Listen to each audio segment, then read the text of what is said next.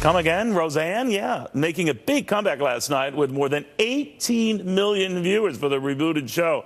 And it had a little bit of a political twist. Take a look.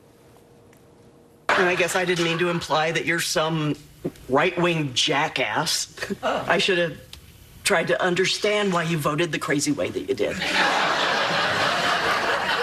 And I should have understood that, you know, you want the government to give everybody free health care because you're a good-hearted person who can't do simple math.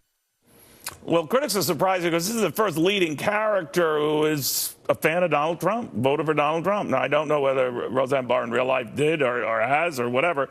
The outcome was huge for ratings. Comedian Joe Piscopo, radio talk show host extraordinaire, with us on all of that. That surprised a lot of people. I loved it. Loved every minute of it. It was bold. It was timely. And it's time just to have fun. Someone can go on the air on a sitcom like that and just say, hey, you know, I like the president. It is just so timely and coming at the right time. She's going to she'll change the whole tenor of the way we think. What was nice about it is just the fact that they're sisters and they're arguing over politics, what family doesn't, and certainly since this election.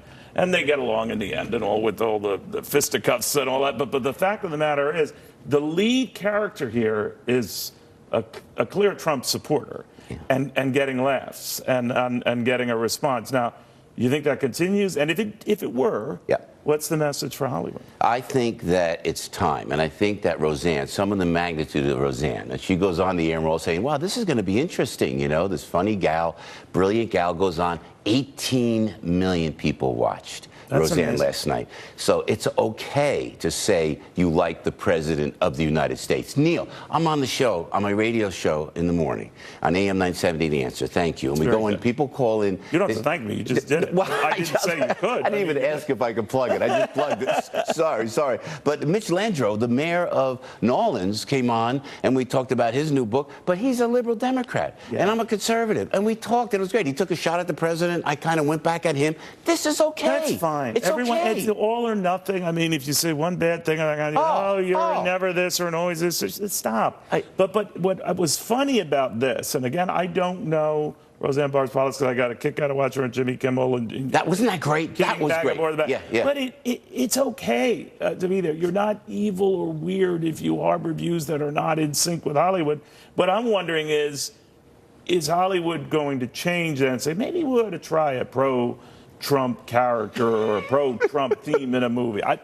That might take a big Mr. Cavuto, the president, the name Trump means one thing: ratings. Ratings. Look at that. What's good or bad, though, right? They don't care. They just care ratings. And if it gets ratings and it's pro-Trump, they will go pro-Trump. So it's okay to say that. I mean, just have fun with it. We had David Schwartz was on today, the lawyer from Michael Cohen today. So I said, David, with Anderson Cooper, you know, if I may, and I said, and we all admire Anderson. I said, but that was like a reality kind of show, and you yelling at the other lawyer. I said, this is great television. He goes, Joe, I didn't want to really be there, but you know what it was? The ratings were through the roof. And if it means ratings, they will do Trump. But for a lot of late night comics, for example, from Colbert to Kimmel and some of these others, their ratings are born of just going after Trump and going after the president. And so I'm wondering if that would extend or translate to what they do if they now and then said something good about the guy. I can't emphasize enough what Roseanne did last night.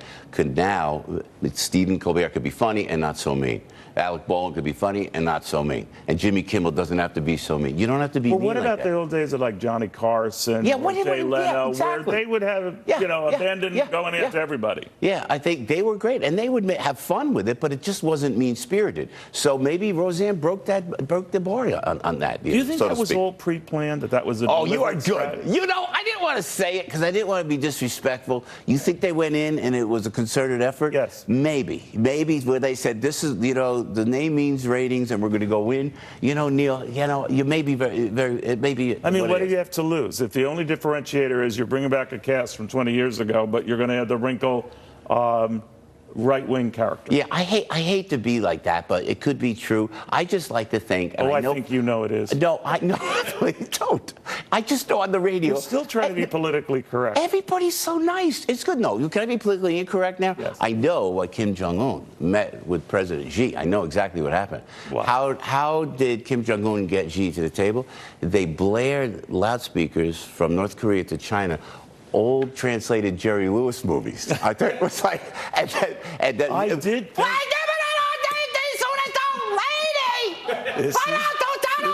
This is what and I Xi fear. goes, all right, little man, you're killing me with that, man. I'm coming. All right, Let's sit I'll down. denuclearize the peninsula. Go ahead and do it. Anything, just stop it. Didn't you think, though, that the North Korean guy was just going to disappear? Yeah. I mean, I had a general, a retired general, was saying, it'd be nice if the guy just disappeared. Only because Pompeo was the head of the CIA and he was Italian. I thought for sure it was. There were a couple of Italian guys from Jersey. Anyone you left out of this political broadside here? No. So, please. but this is the start of something. It is. Piscopo is predicting yes. that this might be a trend. You know what? We're very proud to be on the Salem flagship station in New York. Yeah. And people call in, and I like to think that we kind of set the president in our small, little, humble way. That people they hate the hate. You're not a small little way at this. You keep Wow. saying that, but your show gets great buzz. Wow. You know why it gets great buzz? You're very, very funny, but you're an equal opportunity attacker. Yeah. And you have fun with it. And you know, most people have a bit of a sense of humor, and they don't mind it. We are Americans, man. We dictate and cater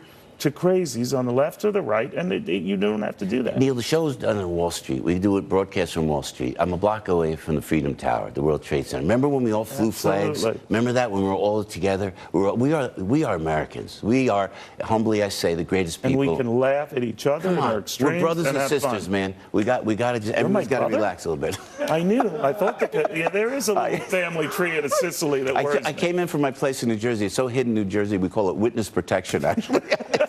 And now he's a big star. No, We'll have more right please. after this.